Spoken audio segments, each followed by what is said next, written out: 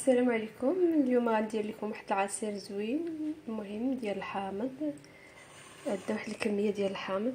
حنا غادي نستغلوا هذه الفرصه فاش كيكون الحامض موجود في السوق، كيكون الجوده مزيان، المهم حاجه مزيانه نديروه نخزنوه حتى الوقيته فاش كيكون الحامض قليل او لا غالي. المهم غنحتاجو الحامض بالكميه المهم اللي عندكم ولا اللي قدرتوا تشروه. انا هنا عندي تقريبا 2 كيلو ولا كاع 2 كيلو وشويه، 2 كيلو ونص تقريبا. غادي نقشروا الحامض وغادي ناخذوا نحيدوا له غير الزريعه، نقطعوه كامل طريفات وغادي نحتفظوا به في المجمد حتى الوقيته اللي غادي نبغوا نديروا العصير ديالنا. غادي نجبدوا داك الكميه اللي غادي نحتاجو نطحنوها مع الفاكهه اللي بغينا، مثل بحال البنان ولا التفاح، هادو كيجي معاهم بزاف زوين. اما كاين فواكه اخرين بحال المونغ، بحال المهم بزاف د الحوايج الفواكه، ولكن الليمون هاد الحامض كيف كيسموه، كاين اللي كيسميه الليمون، كاين اللي كيسميه الحامض.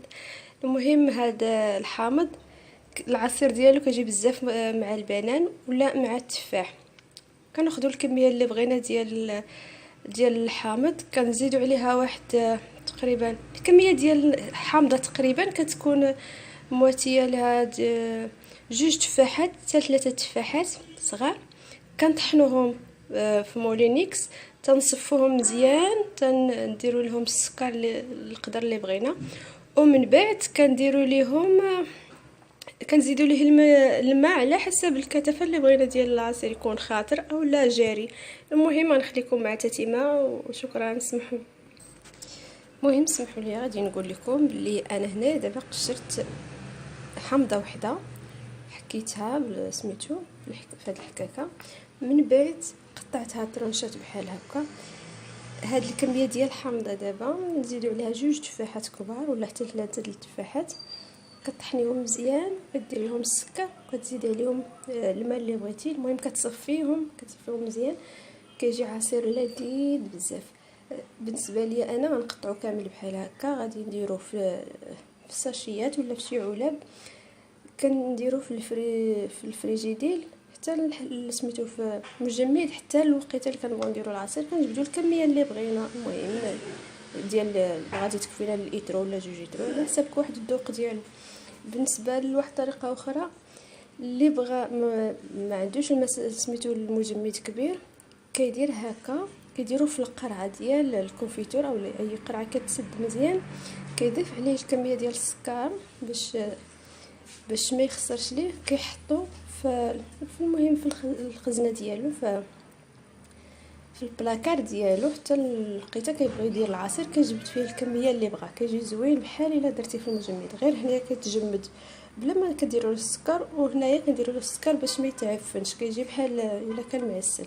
وحتى هاد القشور اللي بغا يستغلهم في الحلوى ولا سميتو كيديرهم رقاق. انا هنايا بالنسبه ليا الماكينه ديال العصير ديالي ما الموس ديالها ما ماضيش بزاف، داكشي علاش كنقطعها، كنحكها هكا قبل ما نقطعها. تقدر تقطعوها نتوما طرنشات وتحيدوا لها غير الزريعه ديالها بحال هكا، تحيدوا غير الزريعه وتحتفظوا به حتى الوقيته اللي غديروا العصير. كيجي لذيذ صدقوني، ما غاديش ندموا الا جربتوه. وشكرا لكم، غندير لكم تتمه بالفيديو، وشكرا. سمحوا لي بزاف الا طولت عليكم، نتمنى تجربوه وتستافدوا وتفيدوا. اذا هذه هي الكميه اللي قشرت من بعد ما قشرتها كامل. ها هي عندنا قشور، ها هما، وها هو الحامض. ها هي الكميه ديال الحامض اللي قشرنا، قطعتها طروف. دابا غادي نوريكم بحالاش غادي نديروهم في بلاستيكه ديال الفريجيدير، اولا نديروهم في شي الباط نديرو فيه الحامض. سبا بغينا نخلطوهم بجوج اولا نديرو واحد بوحدو، ومن بعد كنهزو من كل واحد شويه. انا نفضل انني نخلطهم باش ما ياخذوش ليا بزاف ديال البلايص. غنخلطهم ومن بعد نوريكم بحالاش غيولوا. اذا ها هو من بعد ما خلطته، درت القشور مع الحامض. اللي بغى يزيد السكر من دابا يزيد، ولكن انا كنفضل حتى كيتعصر.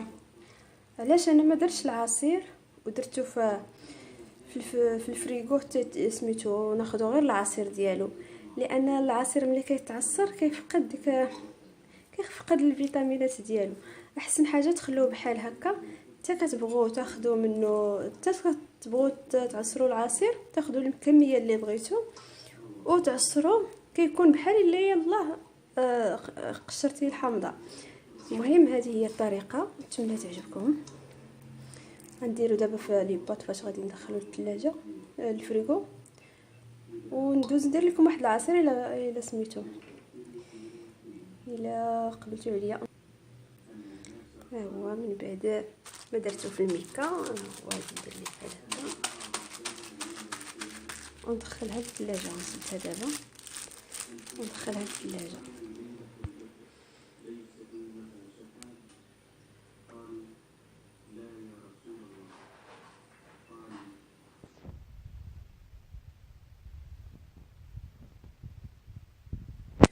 وهذا هو اللي غادي نعصر دابا، فيه القشر، واحد 3 ولا 4 طروفات ديال الحامض، 2 تفاحات غنعصرهم ونوريكم كي غادي يولي في الاخر.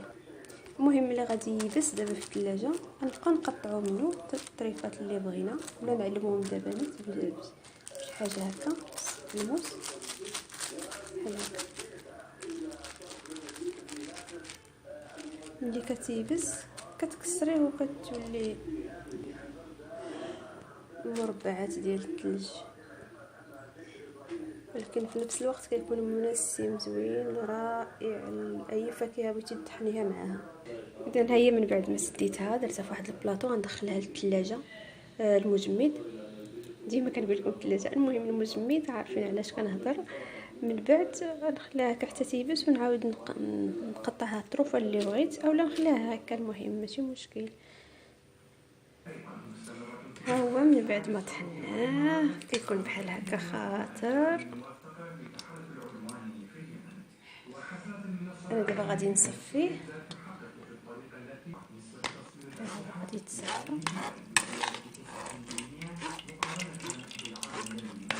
نصفو بحال هكا كامل.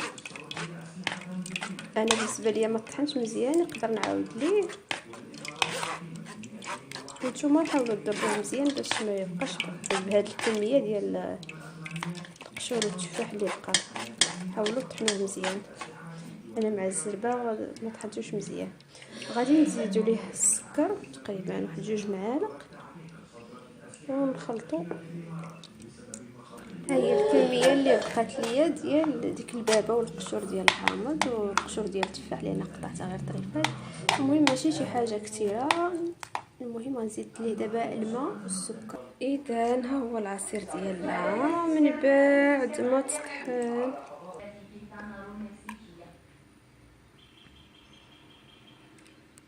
ها هو العصير ديالنا خاطر زوين بصحه وراحه.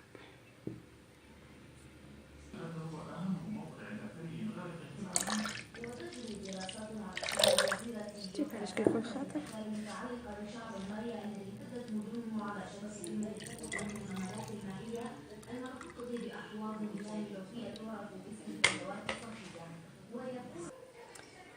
المهم ها هو العصير ديالنا. هاد الكميه اللي درت تقدر دير ليا ايترو، هاد الكميه اللي وريتكم دابا قدرت دير ليا ايترو على حساب شحال بغيتي ديال الماء تزيدي ليه. انا ما درتش بزاف، ولكن على حساب كل واحد اللي بغى يجي خاطر كيخليه بحال هكا، او اللي بغى سميتو يجي جاري شويه. هو هذا احسن مناضه يستعملها الانسان، خصوصا الناس اللي عندهم الغاز ما كيقدروش يشربوا المناضه. هذه احسن مناضه ديال السيترون تقدر تاخذ، وفيتامين وزوينه الحمد لله، بالصحه والراحه. نتمنى تجربوها.